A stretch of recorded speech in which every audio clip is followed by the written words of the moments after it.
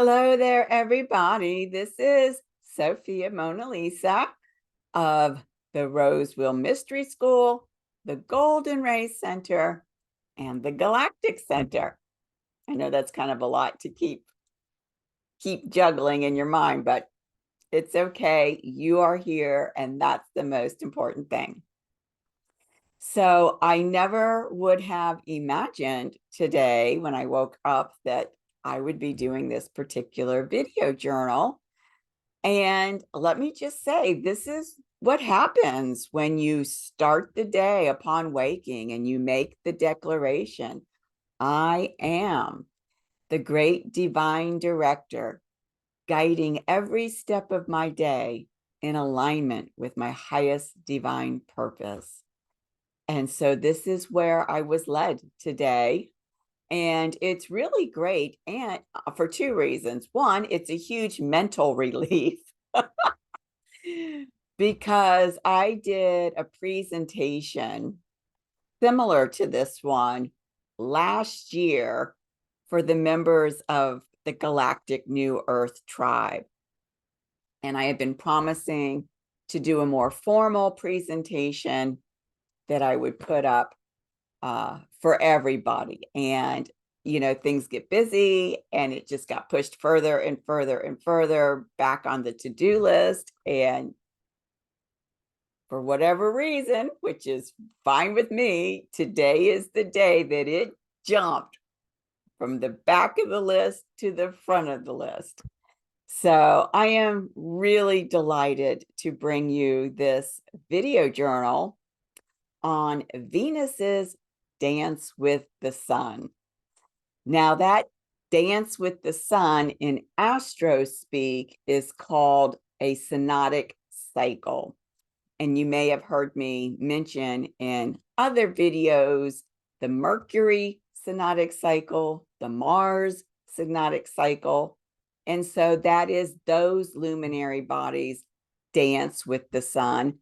And their dance with the sun is very unique and very different from Venus, who represents the sacred feminine in the sky above. And in your chart, she represents the sacred feminine within, below. So again, I'm just really delighted to have the opportunity to share my understanding about the Venus synodic cycle. And let me just say right out the gate, I have to give a huge expression of gratitude to my priestess sister, Kaylin Castell. As far as I know, she is the goddess that brought through all of the preliminary work on the Venus synodic cycle. One of her great gifts to us that are working with the Venus synodic cycle is that she put together these incredible tables that we work with to determine specific timings related to the Venus synodic cycle. And so I will always be gratefully indebted to her sacred work and in deep appreciation for her sacred work. So thank you, Kaylin. If you happen to see this, or if any of you out there know her and can pass my gratitude along, I'd appreciate it. So let's get started on this. All right, let me find a good spot. Here we go. So the first thing to understand about a Venus synodic cycle is that it is an 8-year cycle. And as it's going through, making its movement in the sky with the sun in that dance over those 8 years, what it does is it creates this pattern of a rose in the sky. And for one thing, this is exactly why one of the most ancient symbols of the sacred feminine is the rose. And if you work at all with the Magdalene, you will know that the rose is very much a symbol that you see in depictions of Mary Magdalene. And it ties back to this creation of the rose in the sky by Venus, who represents the sacred feminine, over that 8-year cycle. Now, if you look very closely at this rose, you will see that there is a 5-pointed star at the symbol, 5 little petals of that rose that look like this 5-pointed star, that which we know as the pentagram. This is another reason why another ancient symbol for the sacred feminine is the pentagram. So these have deep, deep ancient roots, and with their ancient lineage is just a magnitude of encoded frequencies that when you see these symbols, whether you recognize them for what they are or not, they are activating codes within you related to the sacred feminine. So the next thing I want to share with you is that we have something known as goddess overtones. Okay. So before I get into the overtones, let me get into the points of the star. During that 8-year cycle, what happens as Venus is making this rose in the sky, moving from petal to petal to petal to petal to petal, she is moving from one point on the star to the next point, and from that point on the star to the next point, and so forth and so on. And what happens is, from the point of this star, which gets initiated when Venus rises in the sky in terms of what we call the morning star, and I'll get into more of that in a minute, to when she rises in the sky as the next morning star, that is a 19-month cycle. So you see, we have 5 cycles of 19 months as she's moving from point to point to point. And those 5 cycles of 19 months is what makes up the 8-year cycle. So cycles within cycles. And for those of you who know that we work with alchemy through our Venus synodic cycle journeys and the Galactic New Earth Project, will understand that built into alchemy is this idea, this concept of cycle within cycle. Okay. Now, if you look up here at this first point, there's some very valuable information here regarding the goddess overtones that I want to speak to you about. So the first thing is, it says here, Scorpio became Libra 2018. Well, what does that really mean?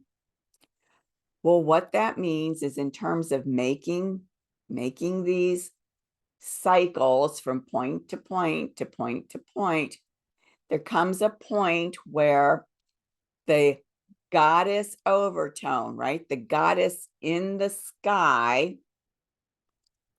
changes at each petal. All right. So here at this first petal in 2018, the Scorpio goddess that was associated with this petal got transitioned into the Libra goddess at this petal. Now, the reason I put this as the first petal is twofold. One, I was born before 2018. I was born in 1963. And when I was born in 1963, the Scorpio goddess was on what we call the world stage. She was the goddess that was being activated at this point. Now, the second reason why this is significant for me personally is because in 2018, she transitioned into the Libra goddess.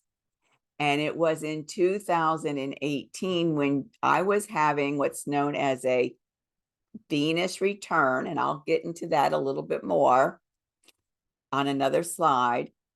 It was when Scorpio became the Libra goddess that I started officially working with Venus and her synodic cycle. So this was a huge time for me. Okay, so let's talk about the next goddess overtone. Okay, after Scorpio, she would have made her 19 month journey, and then the Cancer goddess would have come on to the world stage. But in 1956, the Cancer goddess transitioned into the Gemini goddess. So she was the overtone from 1956 when you reached this petal. After my trip to France, where I went on the Magdalene journey with two of my priestess sisters and several other luminary bodies,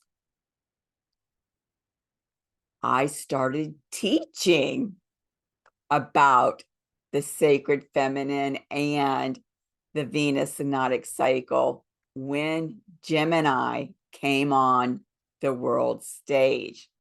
So if you go back to my sacred feminine playlist, you will notice that the beginning of the video journals on that playlist coincide with Gemini coming onto the world stage.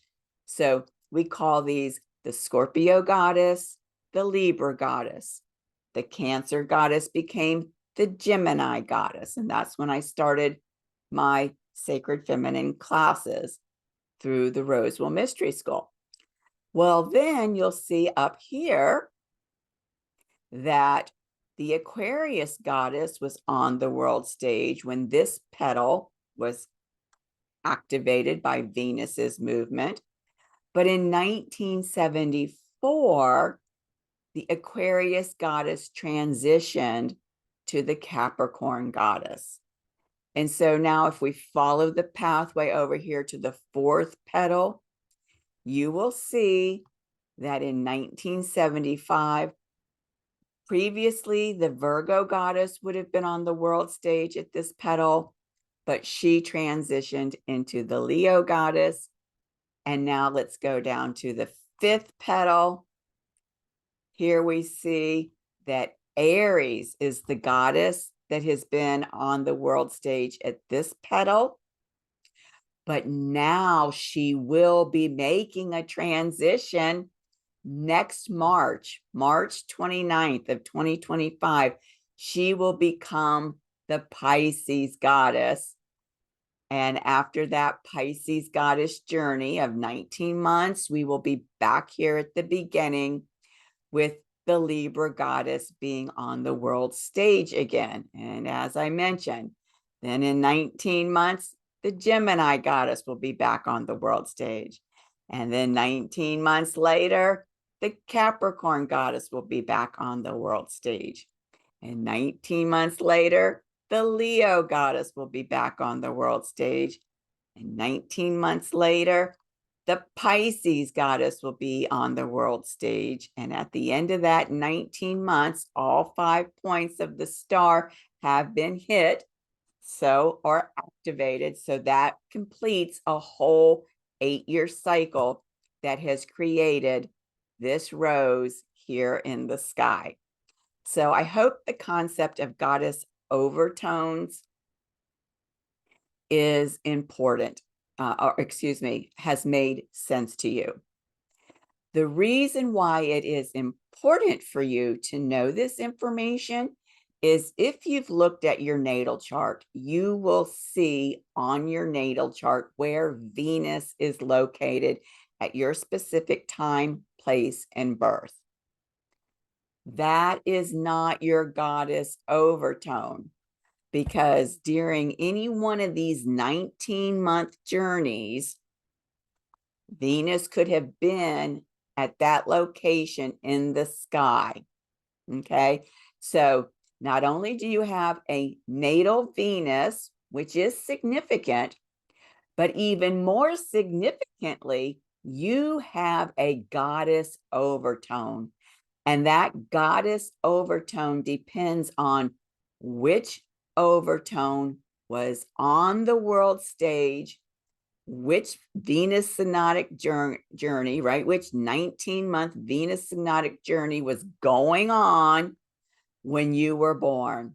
And this ties back into these charts that Kaylin Castell took the time to build for us so that it's very easy for us to go back and look at her chart. And depending on your day and month, day, and year of birth, I can tell you which was the goddess overtone that was on the world stage, meaning which Venus synodic cycle was the journey that we were undergoing when you were born.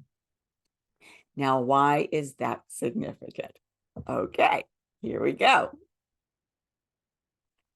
Because each one of those goddess overtones has an archetype.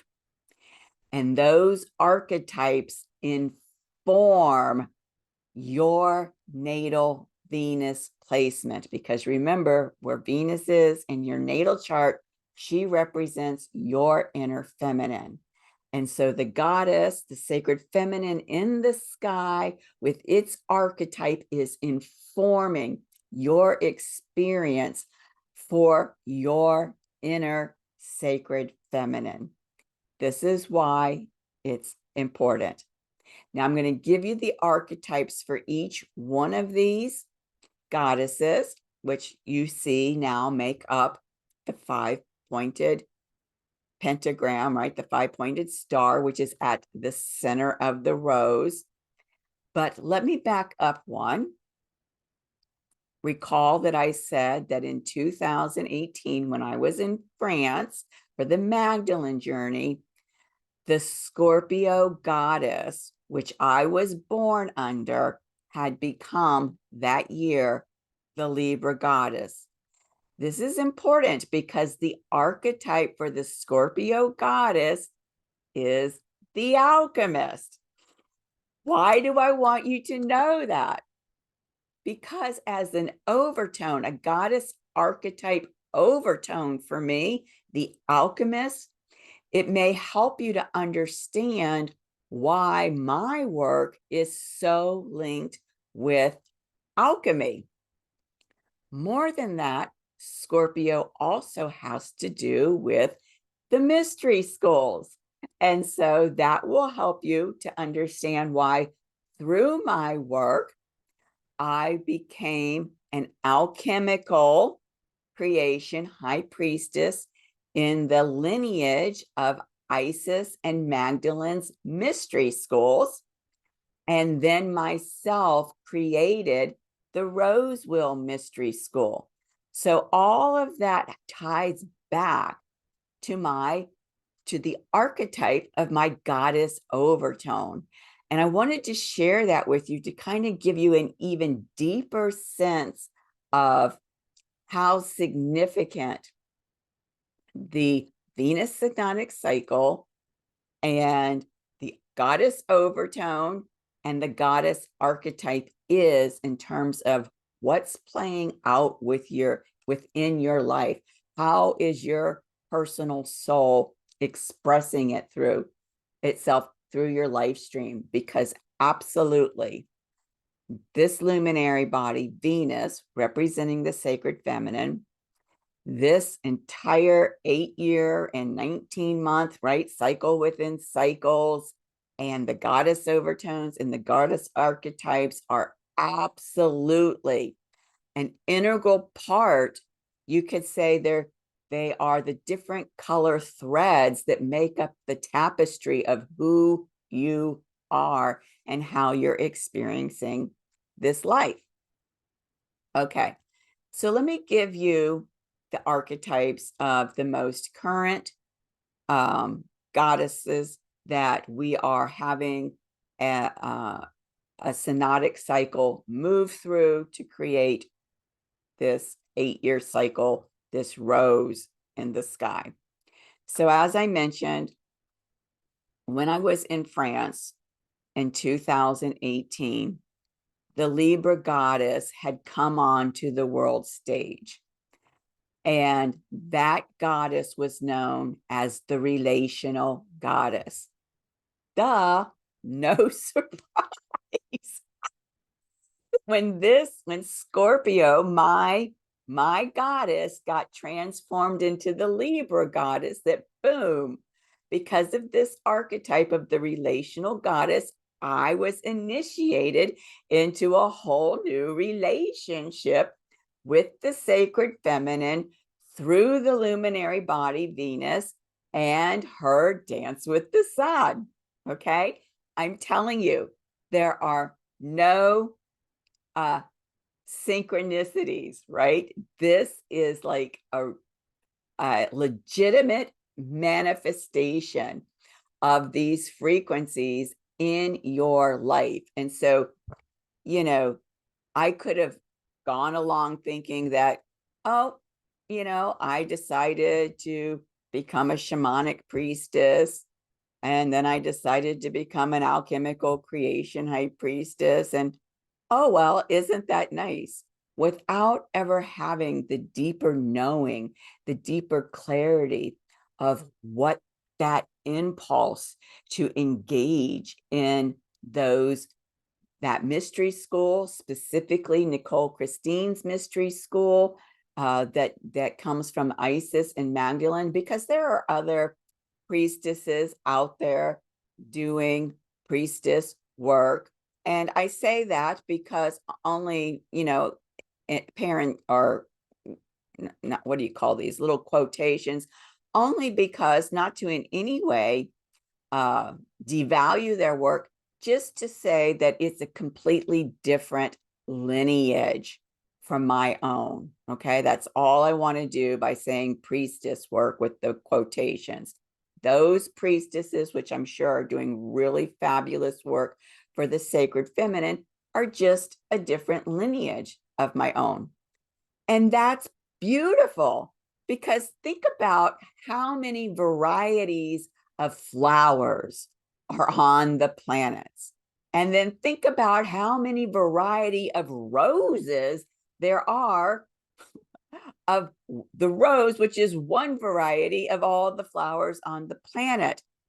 The universe, source, loves this kind of diversity. So please, if you are a priestess in another lineage, please do not be at all slighted by me using the parenthetic priestess identification. I'm just trying to distinguish my lineage and my work from other lineages that have as much value and beauty in terms of what they're offering. Okay, so now we come down here to the Gemini goddess. This is when I started teaching the sacred feminine classes through the Rosewell Mystery School. And the archetype for the Gemini goddess is the rainbow goddess. Now, you've probably heard me say in many of my video journals that the work that I do and the work that the Galactic New Earth Project does all takes place in what I call the eternal now space. That's important for you to really understand, because what that means for you is that you can go back And you can watch all of the classes that I did through that 19-month Gemini goddess, rainbow goddess synodic cycle. And because you're tapping into the eternal now through those teachings, they are just as poignant, just as potent, just as transformative as if you had been present with us in the class or had watched the replays at the time that they were put onto my playlist. So keep that in mind. Now we come up here to the Capricorn goddess. The archetype for the Capricorn goddess is the sovereignty goddess. In fact, it was this particular goddess archetype that came onto the world stage in January of 2022. And this is when Sophia, the cosmic Sophia, divine wisdom, asked me if I would be willing to facilitate the Galactic New Earth project for her. And I said yes. And my life has not been the same since. I thought it was going to be like a 7-month, 8-month project. And here we are 2.5 years later, and we're still involved in this project. And it has been led step by step by the cosmic Sophia. And we have been led into places of expansion that I could have never imagined, but it's been thrilling the whole time. So that was the last Venus synodic cycle. It completed in August of last year when the current Venus goddess came onto the world stage, the Leo goddess. This is the 19-month cycle that we are currently moving through. And the archetype for Leo goddess is the divine royalty goddess. And so, as I said, it takes 19 months for this journey to come down here to this next petal or this next point on the pentagram. So when this 19-month cycle of the Leo divine royalty goddess completes, then we will begin a whole new Venus synodic cycle, a whole new 19-month cycle with the Pisces goddess on the world stage. And if you've been watching some of my most recent video journals where I talk about this synodic cycle, I've kind of been bouncing back and forth about which archetype is this going to be. I started out with the unity consciousness goddess, and then I said, oh, it's the I am presence goddess. Well, today, because I was putting, maybe this is why this video had to be done today. I got the clear message. The archetype for the Pisces goddess is the divine mother archetype. Duh, the little mind, the lower mind, it's trying to help you. It really does, bless its little heart. But it has its own beliefs. It has its own limited construct that it works in. And so, it's taking you down a road that may not be the right road.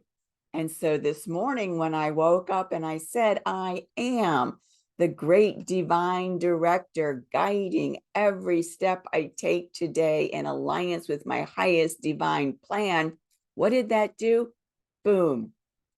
It allowed my lower mind to set back, and it allowed my higher mind to come forth. And that's why I got the clear download. Boom. This Pisces goddess archetype is the divine mother archetype. And when it came through as clear as a bell, I had to laugh at myself because she's been showing herself to me. And my lower mind's like, oh no, it's the unity conscious goddess. It's the compassionate goddess. It's the I am goddess. So I'm sharing this with you so that you can see how what you think you are getting from your higher self can be really your lower self kind of distorting it. The higher self message was coming through all along, but the lower mind kept muddying the water and making it look like something that it really wasn't. Okay. So I wanted to share that with you. When this Pisces goddess journey that starts next March completes, we will be back at the first petal, and that will have been an entire 8-year cycle that has completed in the sky, making this rose. Now, I mentioned on the previous slide that when the Libra goddess came onto the world stage while I was in France, I was having a Venus return. Okay, so let me speak to that for you now. Everybody has a Venus return every 8 years. And what that means is that depending on which goddess overtone was in the sky when you were born, for me, remember it was Scorpio, every 8 years when Venus completes that large cycle, I come back to the Scorpio goddess, a Venus return. The same Venus goddess is on the world stage as was the Venus goddess that was on the world stage when I was born. So now it gets a little tricky, right? So what happens when the Venus cycle that you were born in, as I was in Scorpio, becomes a different goddess? You still have a Venus return. So now every time the Libra goddess will come on the world stage, I am still having a Venus return. Last synodic cycle, Capricorn, right? The one that went from January 2022 to August of 2023. That Capricorn goddess was on the world stage. Everybody born before 1974, when Aquarius became Capricorn, who were born under an Aquarius overtone, were having a Venus return over this last synodic cycle. Okay. Likewise, next March, when Pisces comes onto the world stage, everybody who was born under the Aries goddess when she was on the world stage will be having a Venus return, even though Pisces is on the world stage. And as Pisces continues to have a Venus, as Venus continues to have a Pisces synodic, my tongue's getting tied. As Venus continues to have a synodic cycle where the Pisces goddess is on the world stage, those Aries goddesses will be having a Venus return. And so if you've heard me say, I'm a Scorpio goddess, that's referring to my goddess overtone, which was the goddess in the sky, Venus, the Venus synodic cycle that she was in at the time I was born. So I hope that that language isn't confusing you, because my intention is to clarify all of this. And if there's anything that I've shared this far that requires clarity, please don't hesitate to send me an email or put a question in the description box below so that I can make sure that this is crystal clear for you, because it's really, as hopefully you've seen by giving you some of my own examples of this, really important for you to have a good grasp on this information that I'm sharing. So the last thing I want to share with you about a Venus return, because remember I said it happens every 8 years. You can mentally kind of calculate when you will be having a Venus return. So, think back to like 4th grade math when you had to learn your times tables, right? 8 times 1 is 8. 8 times 2 is 16. 8 times 3 is 34, and so forth and so on. So in 2018, when Scorpio transitioned to Libra and I was having a Venus return, okay, I was 56 years old. So 56 divided by 8, I was having my 7th Venus return, okay? So just if you don't have the charts that Kaylin has provided for us that are working with this cycle, you can kind of guesstimate when you will be having your Venus return. And the thing about it is okay, I was 56 in January of 2018.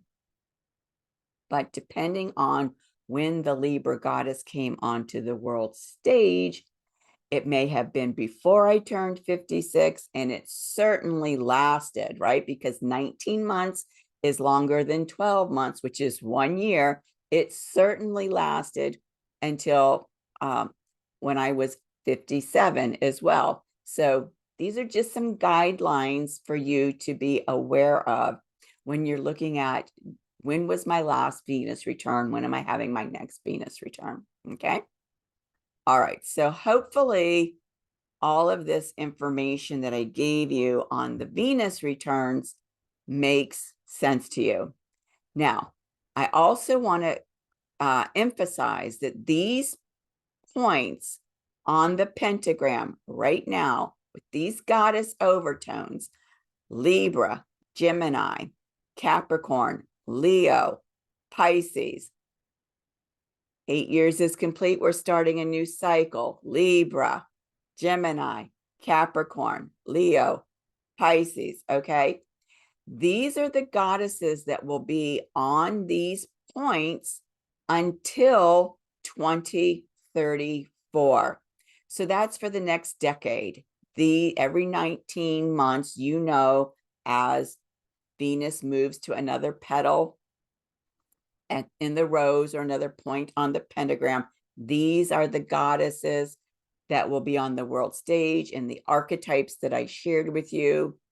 The Libra relational goddess, the Gemini rainbow goddess, the Capricorn sovereignty goddess, the Leo divine royalty goddess, and the Pisces divine mother goddess are the archetypes that will be working with humanity on that world stage. Now, when are you going to have another Venus return? And again, this is just a general guideline, okay, because I don't have right here the month and the date of these years that Venus will be rising in these signs as the morning star. But we know that 2018, Libra, Scorpio became Libra. And for me, that was a Venus return. If you had a Venus return then as well, our next Venus return will be in 2026. Okay. The Gemini, Cancer goddesses that had a Venus return in 2020, you will be having your next Venus return in 2028. Coming up here, the Aquarius, Capricorn goddesses that had a Venus return in 2022, your next Venus return will be in 2030. For the Leo goddesses, and I can't remember who was on the world stage before the Leo goddess, Virgo. Okay. For the Virgo, Leo goddesses that had a Venus or in a Venus return, right? You're in a Venus return. It was initiated August last year. It will continue through March of next year. That whole 19-month cycle. This is your Venus return. And then you won't have another Venus return until 2032. And finally, next March 29th, when the Pisces goddess comes on the world stage, remember the Aries goddess is transitioning into the Pisces goddess. So those Aries and Pisces goddesses will be having their Venus return, and then they will not have a Venus return again until 2034. Okay. So at this point, I hope that you understand that with the Venus synodic cycle, there is a cycle within a cycle. The big cycle is 8 years. The little cycle is where Venus moves from point to point on the pentagram, and that's a 19-month cycle. So 5 19-month cycle journeys makes the big 8-year cycle, which tells us that you're having a Venus return every 8 years. Also, I hope that you understand the concept of the goddess overtone, right? Which goddess was on the world stage when you were born, meaning which Venus synodic cycle were you born in? Were you born under a Scorpio Venus synodic cycle? Were you born under a Gemini Venus synodic cycle? Okay, and it requires these specific tables that I told you Kaylin made to be able to figure that out. And I will say that if you would like to know what your goddess overtone is, you can send me an email. If you're not comfortable putting your birth date in the comments below, just send me an email and I'll look it up and I will tell you what your goddess overtone is. Okay. And then understanding that each goddess represents a specific archetype. Now, again, going back to my Scorpio overtone, Scorpio having to do with alchemy, having to do with mystery schools, also has to do with archetypes.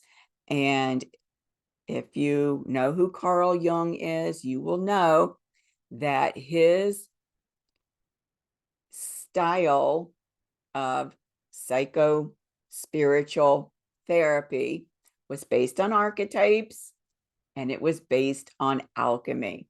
So while for some it may sound pretty new to be thinking about alchemy and archetypes, how do they mesh together? Let me just say simply that this is a practice that is thousands, tens of thousands years old, where archetypes and alchemy do kind of blend or mesh together. Okay. So, and it's important to understand what the archetype of your goddess overtone is, because it helps you connect with her energy and understand how it shows up within you, the way I've described how my archetype of the alchemist for my Scorpio goddess has shown up in my own life. So again, I hope all that made sense. Okay, so we've looked at the 8-year cycle. Now we're going to start looking at the 19-month cycle. Okay, so here we go. All right, this 19-month cycle is divided into 4 phases. And the 4 phases are the morning star phase, which is also known as the descent journey, the Inanna underworld phase, the evening star phase, which is also known as the ascent journey, and the metamorphic underworld phase. Those are the 4 phases.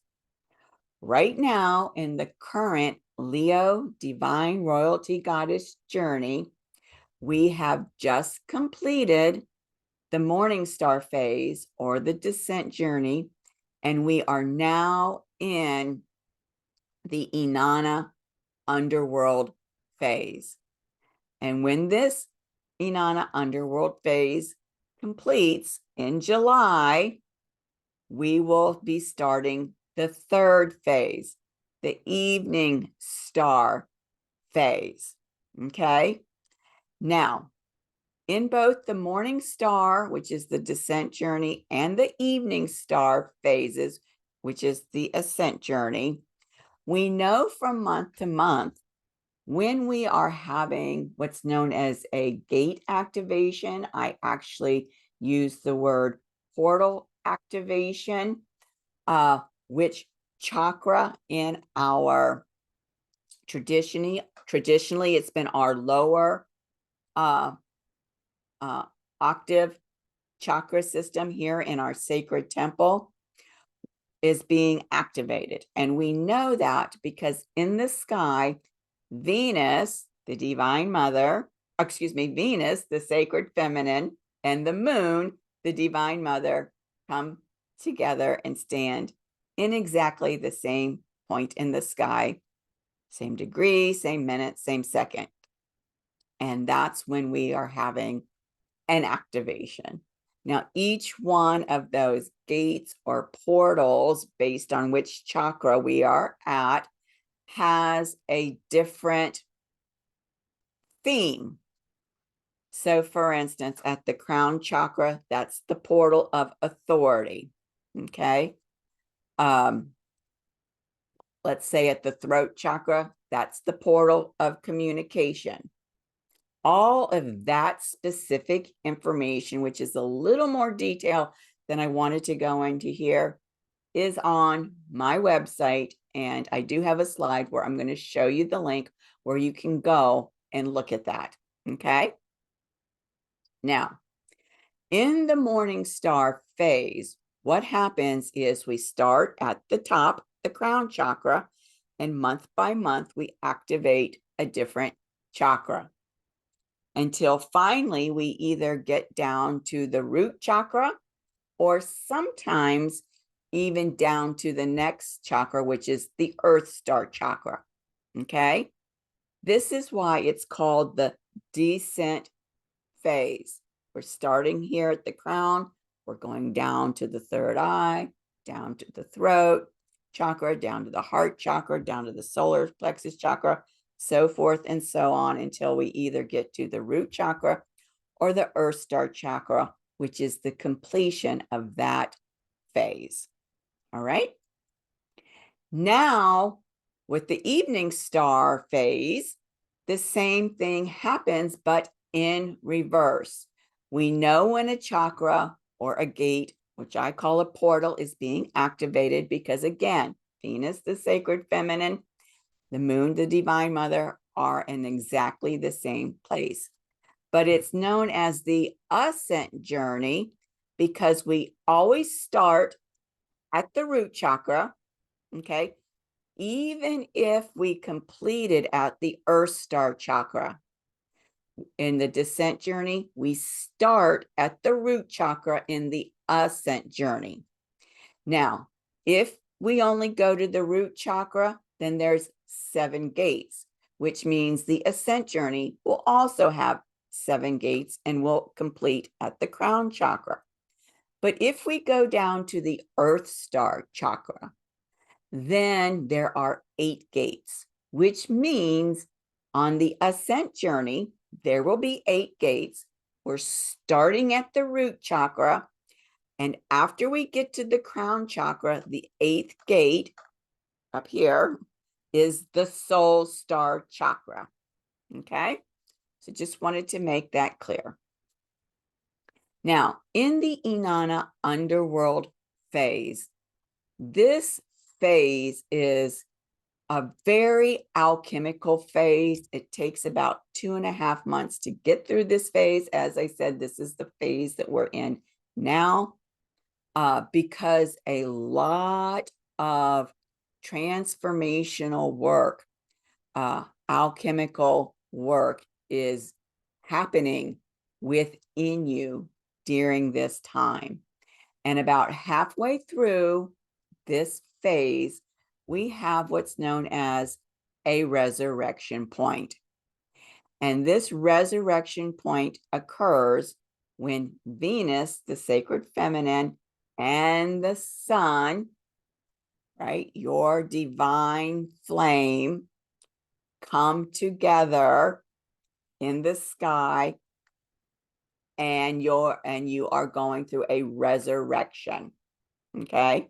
Now you're still in the Inanna underworld. So there's this whole half of the Inanna underworld where you're being worked as you've come down, and then you finally meet the sun for the resurrection point. And now, if you know anything about alchemy, right, you've got death, rebirth, right?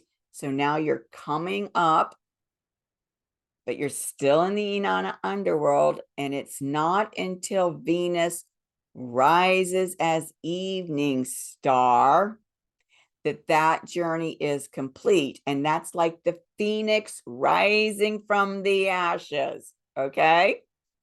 I hope that makes sense. Now, after we've been through the first phase, the descent journey, the second phase, the Inanna underworld, the third phase, the ascent journey, we have the fourth and final phase, which is known as the metamorphic underworld phase. This is the shortest of all of the phases. Remember, morning star and evening star, 7 or 8 months. Inanna underworld, approximately 2.5 months. But the metamorphic underworld, this last phase, is approximately 40 days. And it's taking place while Venus is retrograde. Okay. Now, what happens in the metamorphic underworld is that the current Venus goddess, right? So that's the Leo goddess, the Leo divine royalty goddess. She will get transformed. She will go through a metamorphic process where she is transformed into the next goddess that's coming onto the world stage. So the Leo divine royalty goddess will get transformed into the Pisces divine mother goddess during this period of time. And just like the Inanna underworld has a resurrection point when the Venus and sun come together, the metamorphic underworld has a metamorphic seed point when Venus and sun come together. And it's at that metamorphic seed point where the current goddess, the Leo divine royalty goddess, will become the next goddess, the Pisces divine morning goddess. Okay.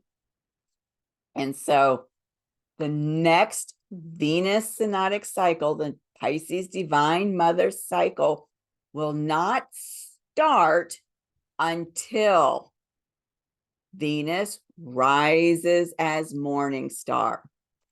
This is significant because these were activities in the sky that the ancients could see occurring and could track them and know where they were with the Venus synodic cycle. Okay.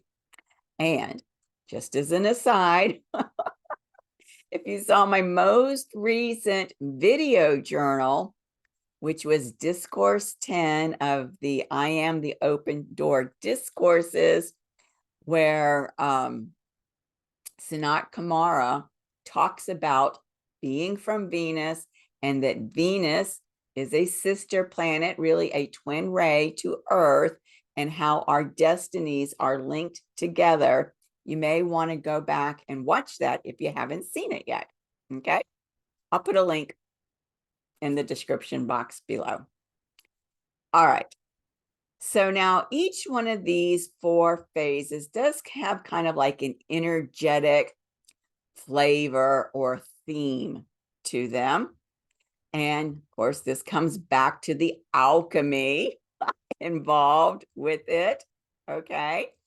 So I mentioned that I'm an alchemical creation high priestess, and that's because we work with the different elements in terms of alchemy. And if you've been following our work on the the Leo divine royalty goddess, we've been doing the alchemy teachings, mostly led by my soul sister, Maureen Paxton. Her high priestess name is Windsong. She and I were roommates together in France in 2018 when we had that Magdalene experience together. So the elements are, again, just like the archetypes, of an integral part. That's a good word I didn't come up with before. An integral part of this whole alchemical process. So the morning star phase of the Leo divine royalty goddess that we just completed aligns with the fire element. And as a part of the fire element, it aligns with the yang energies of the feminine. Because remember, Venus represents the sacred feminine. So when you take the whole, you've got the yin and the yang, the sacred masculine, the sacred feminine, but each of those also have a yin and a yang. Okay. So the morning star phase aligns with the yang side of the feminine. So that's going to be like the more active expression of the feminine, kind of like the Aries goddess. That's a really good, even the Leo goddess, right? A more yang expression. And also this phase is characterized by enthusiasm, courage, and inspired action. Now we're in this second phase, the Inanna underworld phase, and it aligns with the water element. No surprise that Violet Tara, the Divine Mother, came forth to support us through this alchemical process of the Inanna underworld phase, because the Divine Mother is associated with the water element. And those signs that are water element signs are Cancer, Scorpio, and Pisces, right? Pisces, the next goddess coming on the stage. Water element, Divine Mother, okay? This phase is all about a shamanic death. This, remember, if you've seen my most recent video journal on the gate activation that happened in April, that Earth Star chakra, that death by intent portal. We are choosing to surrender ourselves in this kind of a shamanic death, where we are going to go through this incredible alchemical and resurrection process. Okay. So this is all about how deeply can you surrender? How much are you allowing yourself to let go of everything that is no longer serving your soul's expansion? All right. And it is intense. And let me tell you, having gone through the Libra goddess, Inanna underworld, the Gemini goddess, Inanna underworld, the Capricorn goddess, Inanna underworld, flipping intense in ways that you cannot possibly imagine. Yet I intuitively knew that this Inanna underworld for the Leo goddess, as intense as it can get for some people, was going to be different for me. And that's because I didn't know yet that the Divine Mother, as Violet Tara, and her precious gift, the violet fire, the purifying flame of the violet fire was coming forth to help us get through this Inanna underworld phase. So I did do a whole video journal around the Inanna underworld phase where I talk about engaging consciously this spiritual practice with Violet Tara and the Violet Fire to support you through this process. So I will put a link to it below. I hope you will use that process to help you get through this, the intensity of this underworld phase. Now, the next phase, as I said, which will be starting in July, the evening star phase, that ascent journey is going to be aligned with the earth element. And as such, with the yin part of the feminine, right? The yang part in the morning star, the yin part in the evening star. Now, what's really fascinating about this is, as I mentioned, these gates, portal activations through these chakras in the morning star phase and the evening star phase have traditionally been where we have been working with the lower chakra system of this physical earth sacred temple. Okay. But what I discovered at, I can't remember which gate activation it was. Can't remember, but it's recorded in one of those that's on my playlist under the Galactic New Earth Project playlist, is that this coming ascent phase is going to be completely different than the previous morning star, evening star phases, because we will not be ascending through the lower chakra sacred temple system.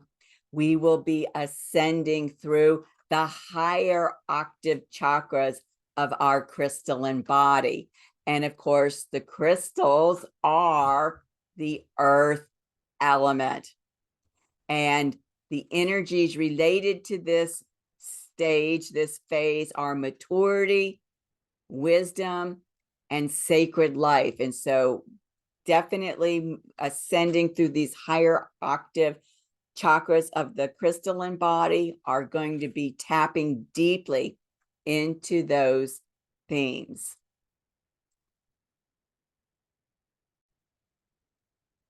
So now let's talk about the fourth and final phase, the metamorphic underworld phase. And this phase aligns with the air element. So it's all about consciousness. It's all about shape shifting.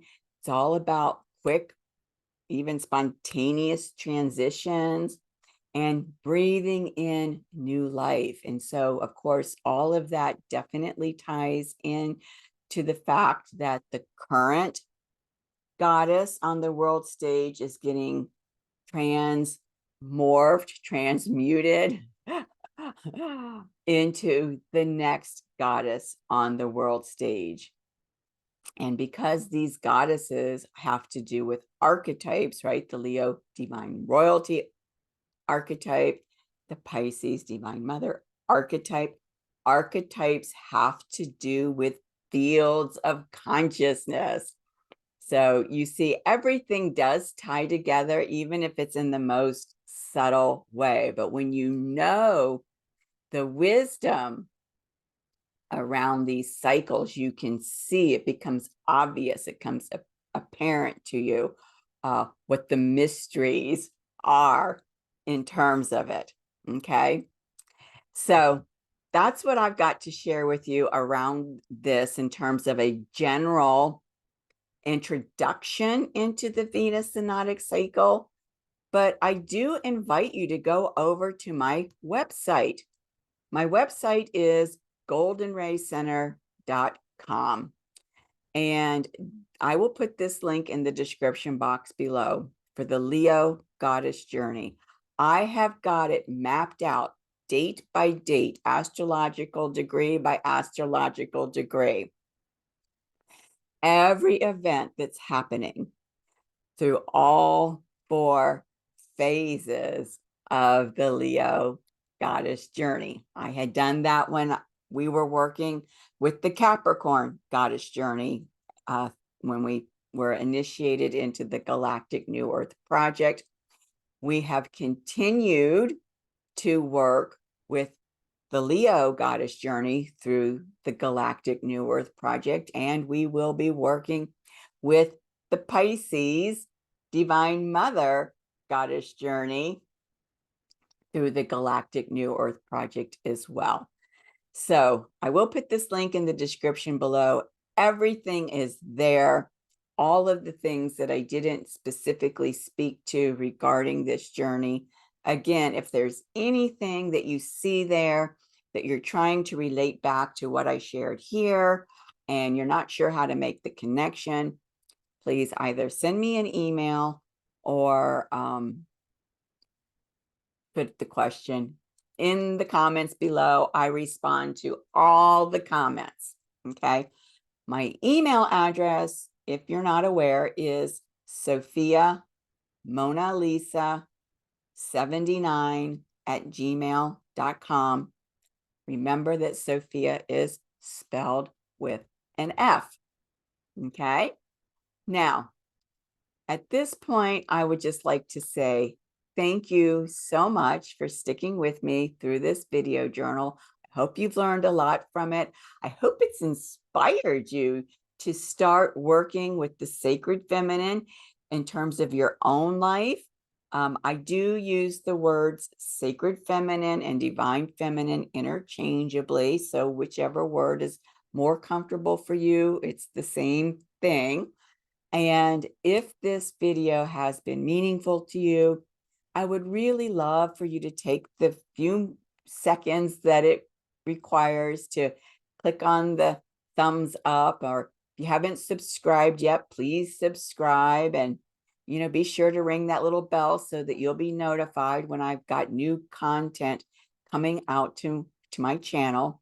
So thank you very much for doing those things, because those are the things through YouTube that pushes my work out to the greater collective of humanity, so that more and more people around the world can start to engage with the sacred feminine in the ways that I've been so blessed to engage with the sacred feminine as well.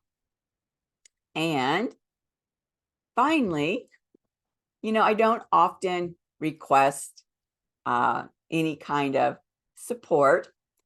However, it's just me here. I spend a lot of time putting out these videos.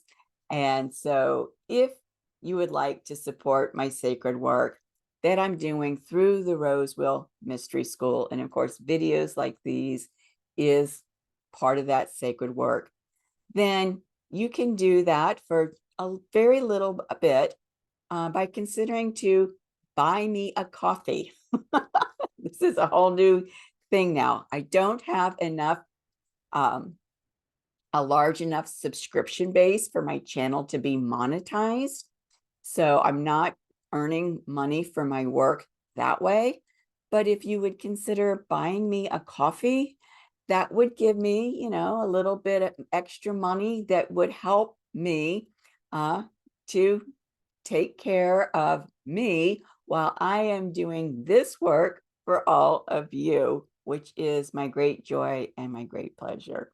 So I will put the link for buying me a coffee in the description box below. And I just want to thank you so very much for staying with me through the entirety of this this presentation.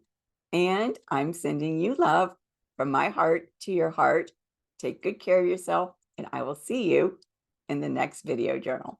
Bye-bye.